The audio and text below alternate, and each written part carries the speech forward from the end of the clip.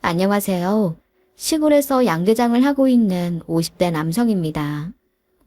원래 닭을 키우는 일이 보통 손이 가는 일이 아니지만 요샌 예전과는 다르게 사육 환경이나 시스템이 많이 좋아져서 예전에 비하면 거의 품을 들이지 않고도 닭을 키울 수가 있습니다.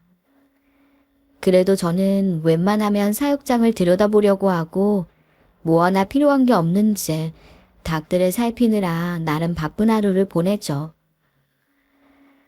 닭이 잘 성장하면 계약된 곳에 출하를 하게 됐는데 그때마다 매번 아쉬운 마음이 들곤 해요. 결국 돈을 벌자고 하는 일이지만 제 손을 탄 그놈들을 떠나보내는 싱숭생숭한 마음은 좀처럼 적응이 잘 안 되더라고요. 닭도 이런데 자식은 어떨까요? 그것도 마누라 없이 저 혼자 애지중지 키운 자식이라면 그 애착이 얼마나 큰지 더 이상 말할 필요도 없을 겁니다. 저는 여러분들에게 딸의 이야기를 해보려고 합니다. 자식을 키우면서 이런저런 일을 겪는 건 저뿐만이 아니겠지만 하도 억울하고 분한 경험이 있어서 이곳에다 그 마음을 조금이나마 풀어놓고 싶네요. 저는 20살 중반이 된 나이에 덜컥 애아빠가 됐습니다. 당혹스럽긴 했지만 두렵지는 않았습니다. 제 아내와 딸은 제가 얼마든지 책임질 수 있다고 생각했어요. 당시 작은 건설회사에 막 입사해 이런저런 일을 배우고 있었습니다. 중노동에 박봉을 받는 주제에 가정까지 꾸려야 했으니 얼마나 힘이 들었겠어요. 하지만 저는 최선을 다해서 살면 무슨 일이든 극복할 수 있다고 믿었습니다. 그래서 이 악물고 살았죠. 저와는 달리 젊음을 불사르고 있는 친구들이 부러웠지만 저한테는 책임져야 할 가족이 있었거든요. 새벽에 출근을 하고 밤늦게 퇴근하는 일상이 반복됐습니다. 너무 힘에 부쳐서 비명소리가 목구멍까지 나오곤 했지만 눈을 반짝이는 딸을 보면 피부니 눈 녹듯이 녹곤 하더라고요. 많은 분들이 공감하시겠지만 가족이라는 존재는 그 어떤 고난도 이길 수 있게 만드는 힘이지 않습니까? 저도 그랬습니다.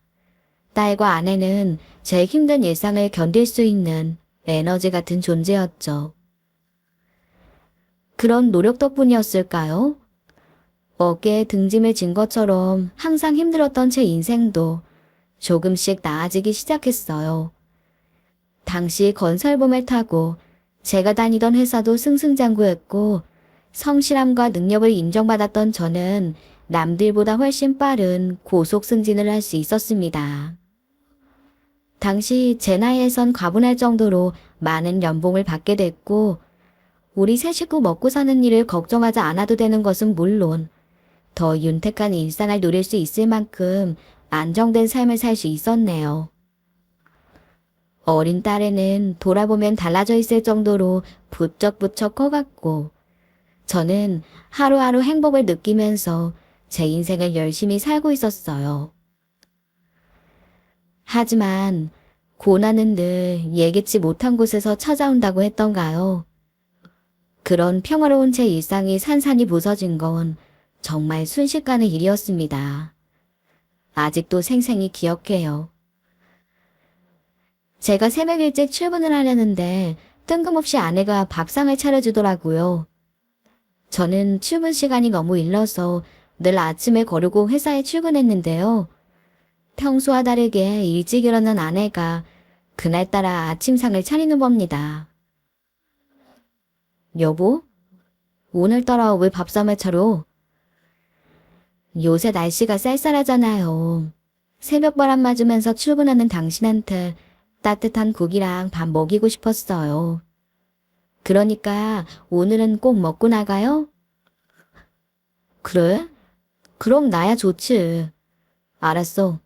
그럼 오랜만에 아침 한번 먹어볼까?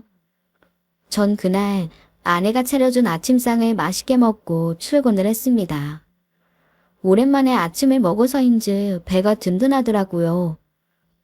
하지만 그게 아내가 차려준 마지막 밥상이 될 줄은 새카맣게 몰랐네요.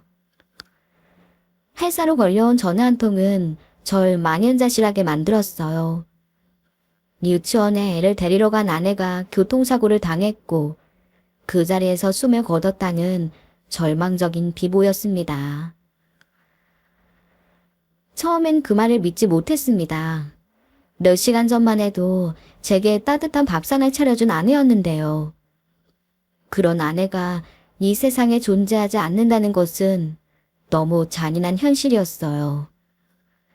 이렇게 일찍 떠나려고 제게 밥을 차려주었나 봅니다. 아내는 그렇게 예뻐하던 딸이 눈에 밟혀서 어떻게 이 세상을 떠나려는 걸까요? 이럴 거면 남편한테 투정 한번 부려보지. 어깨 한번 주물러 달라고 말 좀 해보지. 아내에게 해주지 못한 것들이 하나하나 다 생각이 나고 후회가 되더군요. 하지만 이미 아내는 제 곁을 떠나고 없었고 저는 어떻게 해서든 한창 엄마를 찾는 딸애를 키워야만 했습니다. 아내를 잃은 슬픔을 가슴속에 꾹꾹 누르고 딸아이를 키우느라 동분서주했습니다. 아내가 있었을 땐 애 하나 키우는 일이 대수롭지 않게 느껴졌지만 막상 저 혼자 애를 돌보고 키워보니까 보통 일이 아니란 걸 금방 알겠더군요. 거기에다 딸아이를 키우면서 직장생활까지 하려니까 여간 힘든 게 아니었어요. 호래비가 된 오빠 덕분에 아직 시집도 안 간 여동생도 육아를 하느라 정신이 없었죠. 그래도 제가 버틸 수 있었던 건 동생과 어머님의 도움이 있었기 때문이었습니다. 유치원생 딸애를 키워온 가정을 이 자리에서 다 풀어놓을 순 없겠지만 정말 수많은 우여곡절을 겪어야만 했어요.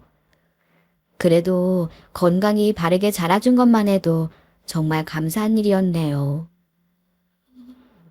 그렇게 금이야 오기야 키운 딸애는 어느덧 중학생이 되었고요. 공부도 곧잘해서 제 근심을 많이 덜어주었습니다. 당시 저는 회사를 퇴사하고 건설 관련 하청업체를 차려서 운영하고 있었어요. 그간 건설업계에 몸담았던 경력도 있었고 나름 인맥도 있었어서 자신있게 창업을 했죠. 처음 몇 년간은 정신이 없을 정도로 바빴습니다. 직원도 10명 넘게 써야 할 만큼 제 이름을 걸고 시작한 사업은 고속도로를 달렸어요. 그런데 문제가 생긴 건 수주를 준 회사가 도산을 하면서부터였어요. 물건을 대고도 돈을 받지 못했으니 저희 같은 작은 회사가 버티기는 힘들었던 거죠. 사실 이 업계가 대금을 나중에 치르는 것이 공공연한 일이었기 때문에 저는 큰일이라고 생각하지 않았습니다. 조만간에 입금이 될 거라는 관계자 말만 철석같이 믿고 있었고요. 하지만 그건 사람을 믿은 제 실수였죠. 다른 거래처가 발빠르게 움직일 때 저는 미련하게 대금을 줄 때까지 기다리고 있었어요. 일이 심상치 않다고 느꼈을 땐 이미 그 회사는 도산을 한 상태였습니다. 그 한 번의 실수가 몇 년 동안의 밤낮 없는 노력을 물거품으로 만들었습니다. 제 회사가 망한 것도 망한 거지만 절 믿고 따르던 직원들에게도 피해를 주고 만 것이었죠. 그 일을 겪고 나니까 모든 게 싫어지더라고요. 그래서 전 도시를 떠나 시골에서 정착하고 싶다는 생각을 했어요. 하지만 중학교를 다니는 딸애가 마음에 걸려왔습니다. 민이야, 아빠가 우리 딸한테 할 말이 있어. 할 말? 뭔데? 아빠가 이제 시골로 내려가서 농사를 짓고 살아보려고 해. 민이는 어떻게 생각하는지 궁금해서. 시골? 갑자기? 그럼 나 전학 가야 되는 거야? 꼭 아빠를 따라오라는 건 아니야. 민이도 갑자기 시골에서 사는 건 쉽지 않을 테니까. 네가 선택해도 돼. 만약 아빠를 따라오지 않고 도시에서 산다면 고모랑 같이 살아도 되는 거니까. 고모한테는 미리 얘기해놨어. 갑자기 선택의 기로에 놓인 딸애는 한참을 고민하더군요. 그래도 지 아빠를 끔찍이 생각하던 딸이었습니다. 물론 제 입장에선 딸과 함께 살길 바랬지만 감수성이 한참 예민한 애에게 시골살이를 강요하고 싶진 않더라고요. 아빠, 미안한데 난 그냥 이곳에서 살고 싶어. 학교 친구들도 있고 내가 목표하는 대학도 도시에 있잖아. 아빠가 시골에서 사는 게 편하다면 그렇게 해도 되는데 난 아직 시골에서 살 용기가 없어. 그래, 괜찮아. 사실 아빠도 우리 딸이 이곳에서 하고 싶은 거 하면서 사는 게 더 좋아. 아빠도 자주 올라올 테니까 너무 걱정하지 마. 결국 딸과 저는 떨어져 살게 됐어요. 제가 선택한 일이니까 후회는 하지 않았습니다. 다행히 딸애는 다 컸고 고모와의 사이도 무척 각별했습니다. 제가 열심히 돈을 벌어서 생활비만 꼬박꼬박 붙여주면 딸애는 지 고모와 잘 살 거라고 생각했어요. 그렇게 시골살이를 시작한 저는 처음엔 비닐하우스 쪽을 알아봤죠. 그런데 알아보면 알아볼수록 만만치 않다는 걸 알았어요. 그러다가 우연히 양계장 사업을 접하게 됐습니다. 여러 가지 위험 요소가 있었지만 잘만 하면 괜찮겠다는 생각이 들었어요. 그래서 제 명의로 돼 있던 시골 땅에다가 양계장을 지었네요. 그렇게 몇 년을 닭을 키우며 고생을 했더니 이제 사는 것에는 큰 걱정을 하지 않아도 될 만큼 자리가 잡히더라고요. 그리고 지역 근처에 유명한 농축업 대학교를 다니게 됐어요. 그곳에선 저처럼 나이를 먹은 사람들이 자기 분야를 좀 더 파고들기 위해 배움을 청한 분들이 많았습니다. 그곳에서 만난 동기들은 하나같이 좋은 사람들이었습니다. 저처럼 사업을 하다가 실패한 분도 계시고 중견기업의 회장님도 계셨죠. 다들 각자 나름의 이유를 가지고 공부를 이어가시는 분들이었어요. 저도 그곳에서 친구들을 사귀며 시골살이의 외로움을 견뎠네요. 서로 많은 이야기들을 나누면서 정보도 교환하거나 공기 좋은 곳에서 맛있는 식사를 하기도 했죠. 그곳에서 사람들과 교류를 하고 정보를 교환하면서 제 사업에도 큰 도약이 있었어요. 그곳에서 배운 것들을 토대로 사육 환경을 효율적으로 개선하니 육개의 질도 한층 높아졌고 이는 대기업과의 계약으로 이어졌죠.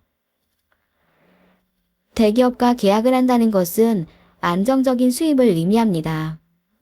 그렇게 여러 사람의 도움으로 제 양계장 사업은 승승장구할 수 있었네요.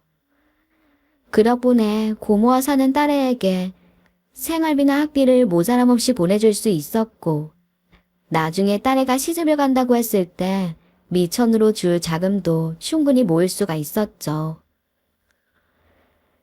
이런저런 걱정 없이 마음의 안정을 찾으며 살다 보니까 세월이 쏜새처럼 흘러가더군요. 어느덧 학교를 졸업하고 회사에 취업한 딸애도 가끔 시골로 내려와 제 말동무를 해주곤 했습니다. 아빠 나왔어요. 우리 딸 왔어? 오는데 힘들진 않았고. 차가 데려다 주는데 뭐가 힘들어요. 맨날 닭들 챙기는 아빠가 힘들지. 식사는 했어요? 대강 때웠다. 제대로 끼니를 챙겨야지. 대강 때면 어떡해요. 아빠 나이가 무슨 이팔청춘인 줄 아세요? 알았다, 알았어. 오랜만에 우리 딸 잔소리를 들으니까 좋으네. 그리고 아빠, 핸드폰 좀 줘보세요. 핸드폰은 왜? 요새 위치 추적하는 어플이 유행이거든요. 커플들 사이에서도 유행이고 부모 자식 간에도 해놨는데요. 혹시나 연락이 안 되거나 길을 잃어버리면 상대방이 찾을 수 있는 거예요. 아빠가 길을 잃을 게 뭐가 있어. 매일 양계장이랑 학교만 다니는데. 아빤 산을 많이 다니니까 이런 게 더 필요하다니까요. 혹시 산속에서 길을 잃을지 어떻게 알아요? 와, 녀석, 걱정도 팔자다. 그래도 절 챙겨주는 건 딸애밖에 없습니다. 가끔은 지나친 잔소리로 볶이긴 하지만 딸애가 아니었다면 아마 제 삶도 없었을 겁니다.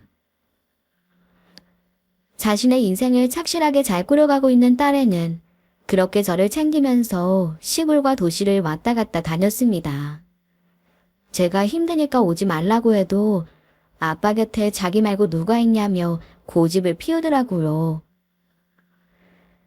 그러던 어느 날이었어요. 오랜만에 저를 찾아온 딸의 옆에는 허우대가 멀쩡한 사내놈이 있었네요. 아빠 인사해요. 제 남자친구예요. 남자친구? 안녕하세요. 민이랑 만나고 있는 김인천이라고 합니다. 그래요? 어서 와요. 갑작스레 여기까지 와서 자기 남자친구라며 소개를 시켜주는 모양새가 이상했지만 일단 찾아온 손님은 맞을 수밖에 없었어요. 딸애는 어색한 표정으로 자기 남자친구가 이렇고 저렇고 설명을 달더라고요. 아빠한테 꼭 소개시켜주고 싶어서 일부러 데리고 왔어요. 인천 씨 어때요? 글쎄, 처음 봐서 잘 모르겠지만 뭐 사람은 싹싹하고 괜찮은 것 같던데. 그렇죠. 인천 씨 진짜 좋은 사람이에요. 성실하고 자상한 사람이에요. 그래, 뭐 우리 딸이 좋다니까 잘 맞나 봐. 그런데 아빤 좀 갑작스럽다. 네가 말도 없이 남자친구를 여기까지 데려오니까 적잖이 당황했어. 미리 말해줬으면 아빠도 준비를 좀 했지. 사실은 나 인찬 씨랑 결혼하려고 해요. 그래서 아빠한테 인사시키려고 온 거예요. 뭐? 결혼? 니들 만난 지 1년도 안 됐다며. 그런데 벌써 결혼을 한다고. 만난 기간이 뭐가 중요해요. 서로 좋으면 결혼하는 거지. 뭐? 아니, 미니야, 그런 말이 어딨어. 결혼이라는 게 함부로 결정하면 안 되는 거야. 이 남자가 정말 평생을 함께해도 된 남잔지 이것저것 따져봐야지. 연애를 1년도 해보질 않고 그 사람을 어떻게 다 알아? 인찬 씨 정말 괜찮은 남자예요. 그런 걱정 하지 않으셔도 돼요, 아빠. 그래도 그건 아니다. 결혼이라는 건 너희 두 사람만 좋다고 해서 되는 게 아니잖아. 우선 결혼을 전제로 두고 만나보면서 차분히 결정해도 늦지 않어.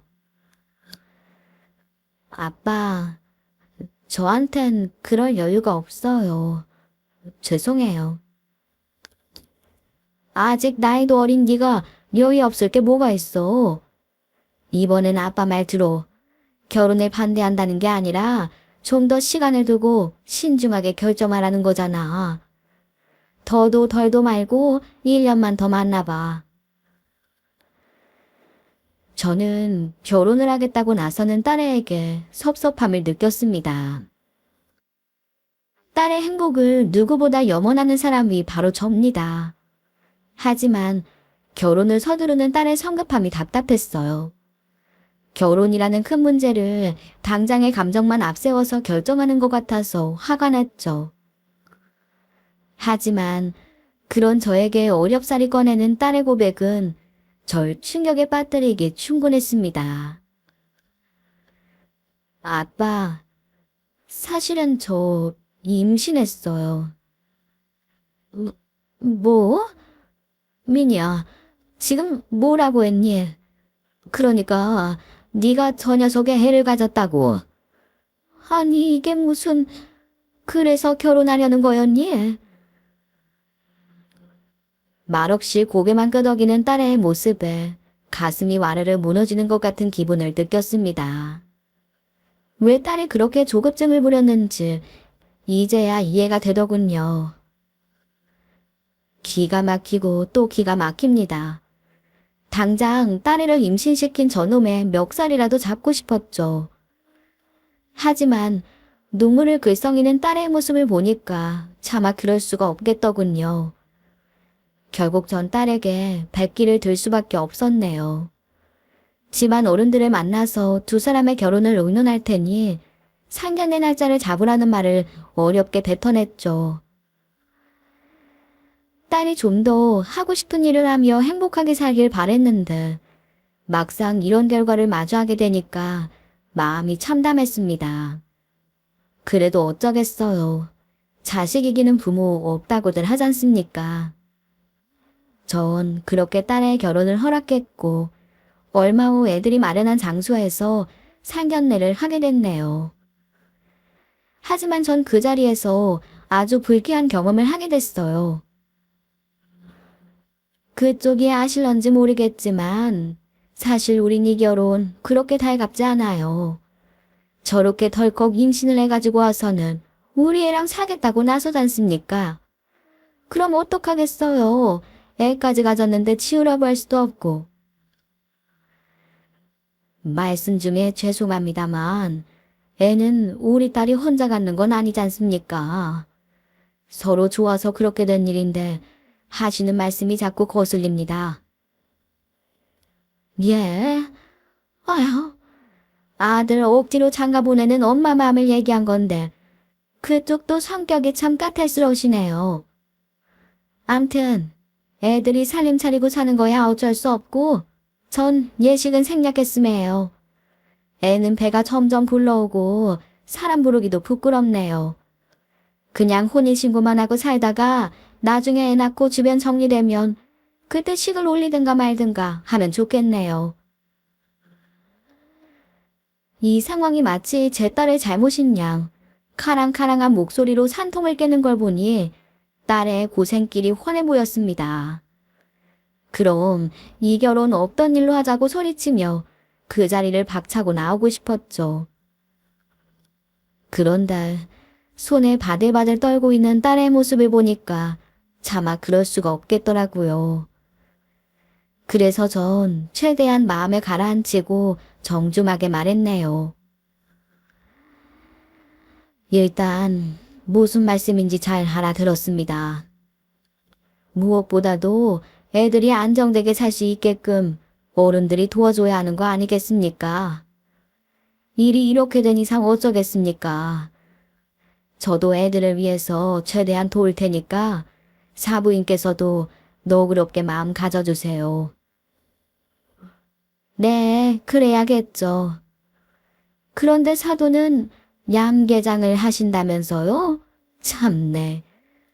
저희 집은 사업을 크게 하고 있어요. 사도는 참 좋으시겠어요? 양계장집 따님을 우리 같은 좋은 집안의 며느리로 보내셔서 말이죠.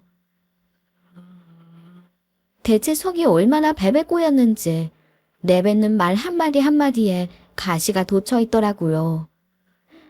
웬만하면 화를 잘 내지 않는 저도 안사돈의 악담에 속이 부글부글 끓는 겁니다. 그래도 딸을 생각하면서 간신히 꼭 참아냈네요. 그렇게 기분 나쁜 상견례를 마치고 집으로 돌아왔습니다. 속이 하도 쓰려서 혼자 소주를 몇 병이나 들이마셨죠. 그래도 딸애가 애를 잘 낳고 남편한테 사랑받으면서 산다면 제가 겪은 굴욕쯤은 다 잊어버릴 수 있을 것 같았어요. 어쨌든 딸애는 식도 올리지 못하고 그 집안의 며느리가 되었습니다. 출산을 할 때까진 분가하지 말고 시댁에서 살라는 시어머니의 조건 때문에 딸애는 배부른 몸으로 시집살이를 하게 됐죠. 여러모로 마음에 들지 않은 것 투성이었지만 전 그저 딸아이의 행복을 바라며 인내할 수밖에 없었습니다. 우여곡절 끝에 그 집안에 들어가 살게 된 딸애는 처음에는 그럭저럭 잘 사는 것 같아 보였어요. 생각보다 시어머니가 잘 챙겨준다면서 행복하다는 말을 자주 하더라고요. 이제 곧 산 달인데 너무 무리하지 말고. 시어머니가 부려먹는 건 아니지? 아니에요, 아빠. 겉으론 좀 투박해 보여도 속은 따뜻하신 분이에요. 그러니까 너무 걱정하지 마세요. 그래, 알았다. 그럼 다행이고. 어쨌든 출산일에 맞춰서 네 고모랑 같이 가볼 테니까 마음 차분히 먹고 몸 조심해야 한다. 알았지? 알았어요, 아빠. 나 괜찮으니까 진짜 걱정 좀 그만하세요. 딸의 당부에 마음을 놓으려고 해도 쉽게 되질 않더라고요. 시집살이를 하고 있는 딸의 몸과 마음이 마냥 편하기만 하겠어요. 괜히 제가 걱정을 할까봐 안심하라고 하는 소리겠죠. 얼마 뒤, 다행히 딸애는 무사히 출산을 했고 제게 예쁜 손주를 안겨주었습니다. 산부인과에서 만난 사부인도 무척 좋아하는 눈치였어요. 그제야 좀 안심이 되더군요. 아무리 미워도 손주를 안겨준 며느리를 타박만 하겠냐는 생각이 들더라고요. 우리 딸 진짜 고생 많이 했다. 아빠한테 이렇게 예쁜 손주 보게 해줘서 너무 고맙다. 이제 고생 다 끝났으니까 김서방이랑 알콩달콩 애 키우면서 잘 살아야 한다. 네, 아빠. 고마워요. 그동안 속상하게 해드려서 죄송해요. 아니야. 이제 다 괜찮아. 아빤 너만 행복하면 돼. 그거면 바라는 거 아무것도 없어. 이제 딸의 인생엔 행복한 일만 가득할 거라고 생각했습니다. 아이도 잘 낳았으니까 이제 분가해서 새 식구가 오손도손 잘 살기만 하면 되니까요. 하늘에 있는 아내도 이런 딸의 모습을 흡족하게 보고 있을 겁니다. 그리고 저한테 그동안 고생 많이 했다고, 우리 딸 잘 키워줘서 고맙다고 말해줄 것만 같았어요. 하지만 그건 제 희망사항에 불과했죠. 이제 아무 걱정 없이 잘 살 줄 알았던 딸애는 아주 큰 고통에 허덕이고 있었습니다. 그 사실을 알게 된 건 손주가 세상에 태어난 지 8개월쯤 지났을 때였어요. 딸아이한테서 한동안 연락이 안 돼서 궁금하던 차였네요. 이제나 저제나 연락이 올까 바쁜 일상을 보내는 와중에도 딸의 전화를 기다리고 있었는데요. 어느 날 그렇게 기다리던 딸아이한테서 문자 한 통이 오는 겁니다. 하지만 저는 그 문자를 보자마자 제 심장이 떨어지는 소리를 들어야만 했네요. 딸이 제게 보낸 문자는 이랬습니다. 아빠, 나 이혼당했어. 너무 억울해. 너무 억울해서 이 세상 살기가 싫어. 아빠 미안해. 우리 애기 잘 부탁해요. 그 짧은 문자에 딸애가 얼마나 힘든 상황인지 알 수 있었습니다. 화들짝 놀란 저는 딸아이에게 급히 전화를 걸었죠. 그런데 얘가 무슨 작심을 한 건지 제 전화를 계속 받지 않는 겁니다. 수십 통을 걸고 또 걸어도 소용이 없었어요. 전 급한 대로 문자를 보내 딸의 마음에 돌리려고 애를 썼죠. 미니야, 아빠 전화 좀 받아. 무슨 일인지 아빠한테 자세하게 얘기를 해야지. 아빠 너무 걱정된다. 네가 이 세상에 없으면 아빠도 없는 거 알지? 그러니까 제발 아빠한테 전화 좀 해줘. 정말 너무 두렵고 무서웠습니다. 정말 딸아이가 이대로 돌이킬 수 없는 선택을 할까봐 미치겠더군요. 그러나 딸한테선 끝까지 전화가 오지 않았네요. 그러다 퍼뜩 생각이 난 게 딸애가 제 안위를 걱정해서 깔아준 위치 추적 어플이었어요. 저도 그 어플을 통해 딸의 위치를 확인할 수 있었습니다. 허둥지둥 어플을 열어보니까 딸에는 한강의 어느 다리 부근에 있는 걸로 나오더군요. 저는 곧바로 119에 전화를 걸어서 이 상황을 설명했고 곧장 서울로 차를 몰았어요. 제발 딸애가 무사하길 빌고 또 빌었습니다. 그리고 얼마 후 경찰에서 연락이 오더라고요. 경찰관의 목소리를 듣는 순간 전 핸들을 놓칠 뻔했어요. 신고하신 분이죠? 일단 구조자는 무사히 구조했어요. 지금 병원에 계시니까 그쪽으로 오시면 될 것 같습니다. 아, 그렇습니까? 정말 감사합니다. 예, 제가 바로 그 병원으로 가겠습니다. 정말 감사합니다.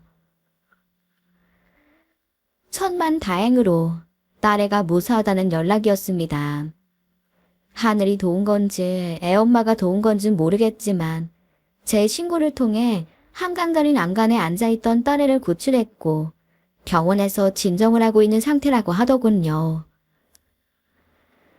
급히 병원에 도착한 저는 병원 침대에 누워 눈물만 흘리고 있는 딸을 볼 수 있었습니다. 그 속사정은 몰랐지만 딸애가 저렇게 숨쉬고 살아있다는 것에 안도했죠. 저는 딸아이가 놀라지 않도록 조심하며 대체 무슨 일이 있었냐고 물었습니다. 민이야, 대체 이게 무슨 일이야? 대체 너한테 무슨 일이 있었던 거니? 아무리 그래도 그렇지 이런 바보 같은 짓을 저지르면 어떡해? 응?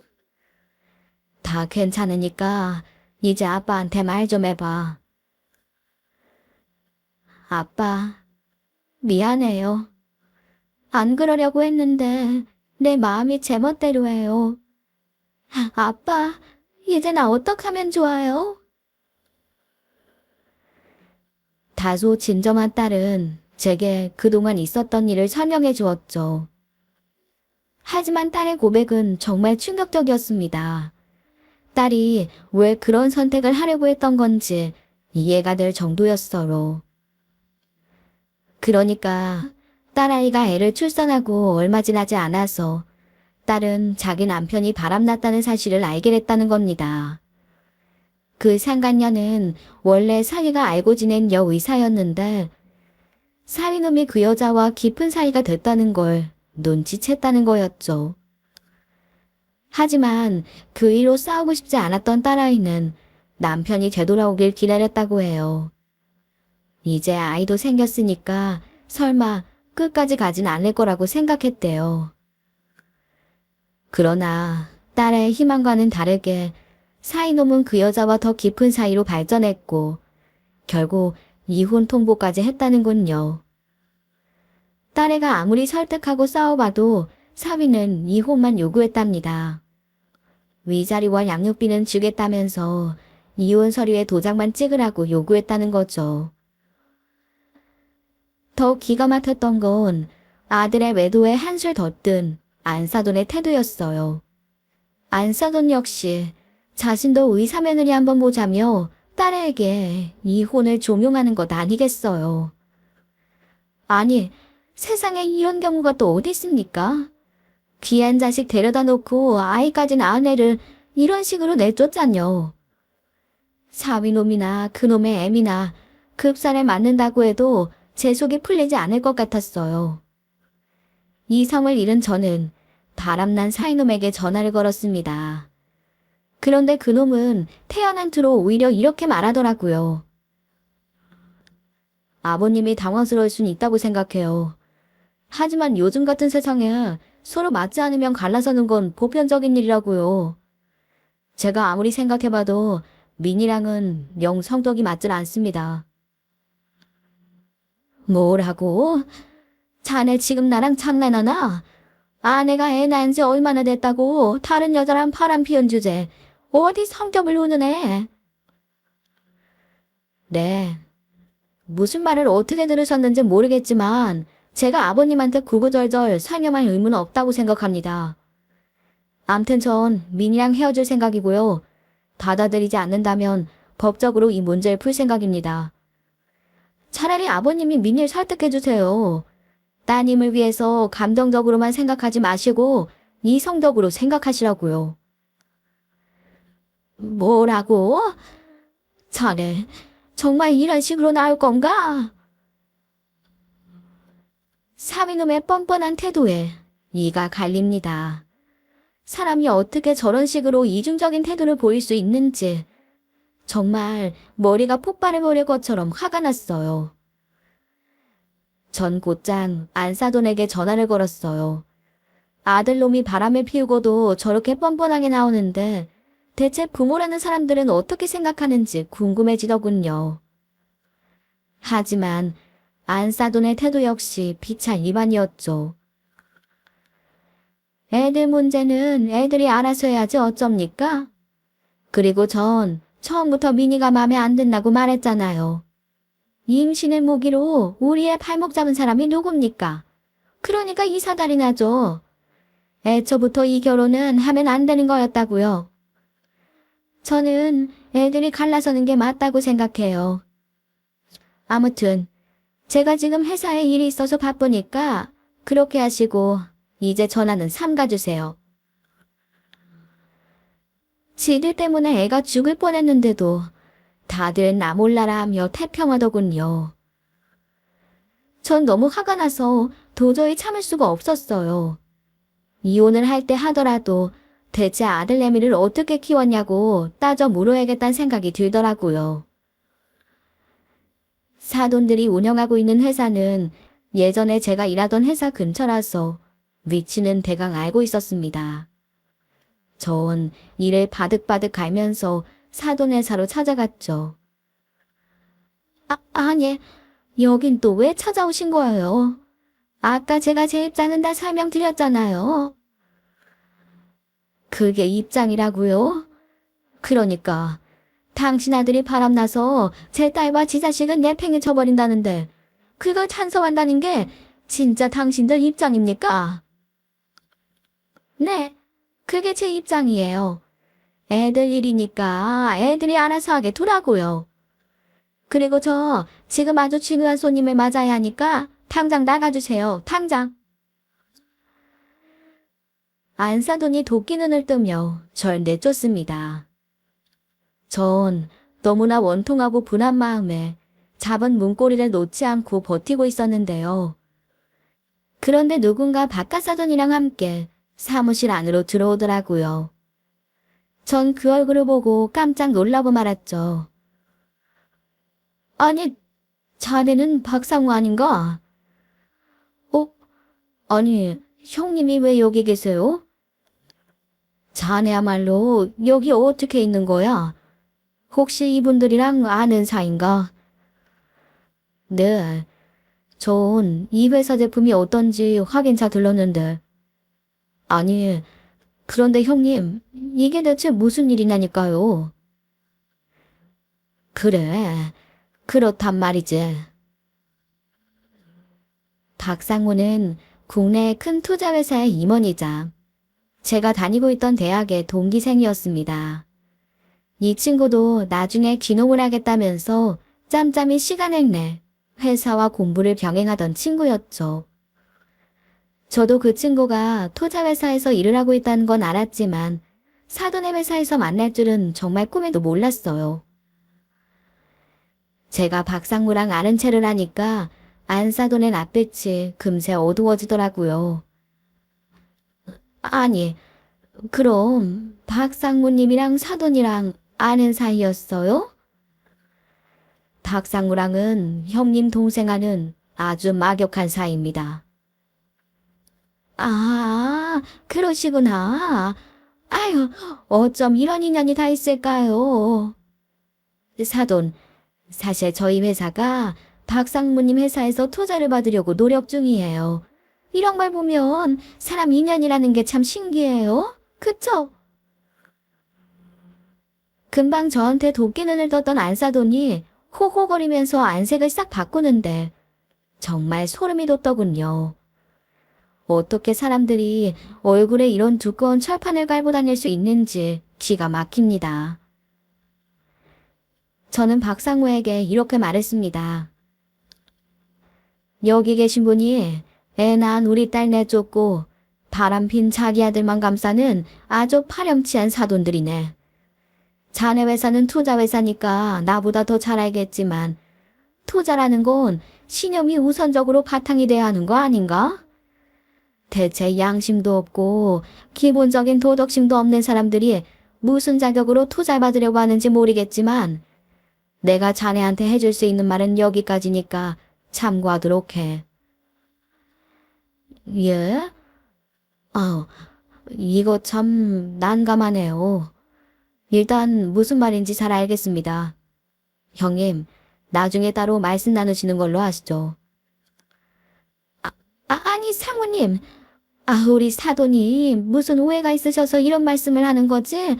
저희 절대 그런 사람들 아닙니다. 믿어주세요. 네, 대표님 입장도 이해합니다.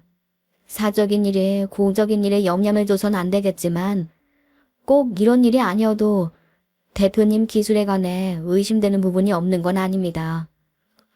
우선 저도 회사에 보고를 하고 투자 문제에 대해서 고민을 해볼 테니까 오늘은 이쯤에서 마치는 걸로 하시죠. 네? 아니, 이렇게 가시면 어떡합니까? 아직 사념을 반도 못 드렸는데요. 이쯤이면 충분히 본 것 같습니다. 그럼 추후에 따로 연락드리겠습니다. 박상무가 그렇게 떠나자 안사돈이 급하게 제 옷자락을 잡더라고요. 아니 사돈, 제가 경황이 없어서 차 한 잔도 내드리지 못했네요. 일단 여기 앉으세요. 우리가 애들 때문에 티격태격할 필요는 없잖아요. 우선 차분하게 앉아서 애들 문제를 논의해 보시자고요. 애들 문제는 애들이 알아서 하는 게 맞다면서요. 아까 사돈이 저보고 당장 나가라고 하셨다않습니까? 이제 와서 왜 이러시는 건데요? 네? 아니, 그게 아니라 그건 제가 손님 때문에 그런 거고요. 그나저나 박상무님과는 어찌게 그렇게 잘 아세요? 그러니까 그게 궁금하신 거잖아요. 지금 사돈께서는 애들 문제가 중요한 게 아니라 사돈회사 투자 문제가 더 급하신 거죠.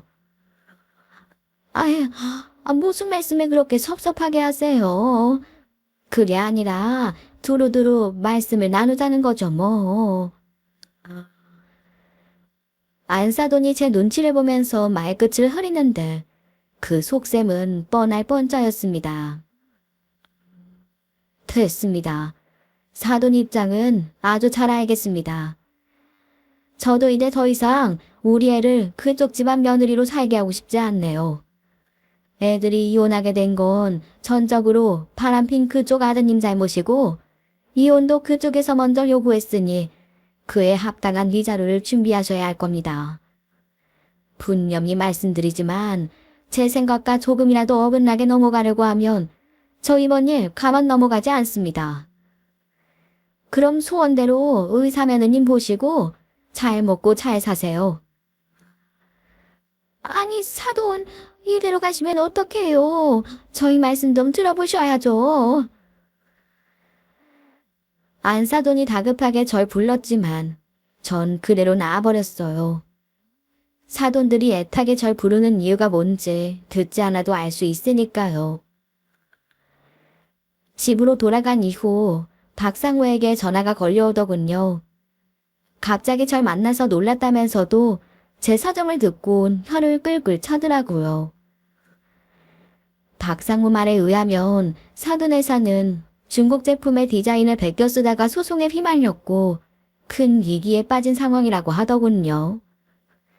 투자회사에서 새로운 제품에 대한 투자를 받는 마지막 기회였는데 박상우가 그 회사 제품을 검토하는 중이었다는 거죠. 그리고 때마침 그 자리에서 저를 만나게 된 것이었고요. 그러나 전 박상우에게 아깐 감정이 격해져서 한 말이라며 제 일과는 상관없이 공정하게 심사해서 결정하라고 조언했습니다. 박상우의 회사도 엄연히 이익을 위해서 하는 건데 괜히 제가 피해를 끼치는 것 같아서 신경이 쓰였네요. 하지만 박상우는 꼭 제가 아니었어도 그 회사 기술력에 대한 확신이 50대 50이었다고 하더라고요. 거기에다 대표이사의 도덕성까지 금이 갔으니 이 투자는 이뤄지지 않는 게 맞다고 의견을 모았다는 겁니다. 결국 박상무 회사는 사돈회사에 대한 투자 계획을 전면 철수했고요. 저는 그와 별개로 딸아이의 이혼 소송을 진행했습니다. 사위놈이 말도 안 되는 위자료를 제시하는 바람에 하는 수 없이 소송을 걸게 됐죠. 결론부터 말씀드리면 딸의 이혼은 저희 쪽이 원하는 위자료를 받는 것으로 마무리됐어요. 당연히 양육비도 사위 쪽에서 지급하는 걸로 판들이 났고요. 또 그 일이 있고 난 후 넉 달 만에 사돈회사는 도산을 했습니다. 투자를 유치하지 못하는 바람에 회사 경영이 불가능할 정도로 몰락을 했다고 하더라고요. 거기에다 제품 디자인 특허권 침해로 아주 큰 배상금을 지불해야만 했고 그쪽 집안이 가지고 있던 모든 재산을 탈탈 털어야만 했다고 하더라고요. 그 바람에 사이놈과 눈이 맞았던 여의사도 그놈과의 재혼을 포기했다는 말을 들었습니다. 결국 사돈과 사위는 몽땅 망해버린 셈이었죠. 지금 생각해보면 차라리 딸애가 사위와 이혼을 한 게 다행이란 생각도 듭니다. 회사를 방만하게 경영한 사돈들은 언젠간 망할 운명이었으니까요. 현재 딸아이는 많이 안정된 상태고 제가 사는 집에서 자기 자식을 잘 키우며 살고 있어요. 저도 요새 손주를 보는 재미에 푹 빠져 살고요. 인생사 새옹지마라는 말이 이런 경우를 보고 하는 말이겠죠? 결과가 좋아서 다행이지만 당시 사위와 사돈의 행태를 생각하면 아직도 열이 오르고 우라통이 터집니다. 그게 제가 사연을 올린 이유이기도 하고요. 여러분, 저도 나이를 먹을 만큼 먹어서 이 세상엔 별의별 사람들이 다 있다는 건 알지만 아내나 며느리를 엿바꿔 먹듯 손쉽게 바꾸려는 이 사람들은 정말 미친 사람들이 맞지 않습니까? 마지막으로 사람을 너무 믿지 말라는 단순한 진리를 우리 애청자분들에게도 당부드리고 싶네요. 그럼 이만 글을 마치겠습니다. 들어주신 분들에게 감사의 인사를 올립니다. 오늘의 썰맘 사연에 여러분의 소중한 댓글 기다리면서 구독, 좋아요, 고민은 물론 알람 설정도 부탁드립니다. 그럼 오늘도 함께 읽어주셔서 감사합니다.